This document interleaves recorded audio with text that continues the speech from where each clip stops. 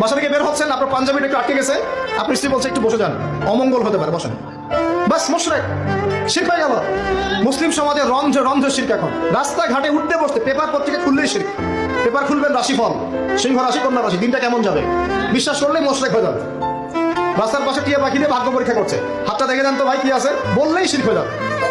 আংটি বিক্রি করছে, আংটি পরলে রোগ ভালো হবে, হাতে দিল রোগ ভালো হবে এই উদ্দেশ্যে, মুশরিক। হাতে দিয়েছে রোগ ভালো হবে, আমার ডায়াবেটিস ভালো হয়ে যাবে, বিসমিল্লাহ, ব্যাস মুশরিক, নাউজুবিল্লাহ। এই আকীদা নিয়ে পড়লেই মুশরিক। মুসলিম সমাজে অহরহ শিরক আছে। আর আবু জাহেলের যুগে কি ছিল ভাই? আবু জাহেলের যুগে অনেকদিন বলেছি, মেজর 5টা সমস্যা ছিল। কয়টা?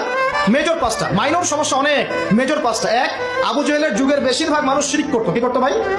লাত, উজ্জা, হবল, মানাত এইসব মূর্তি পূজা করতো।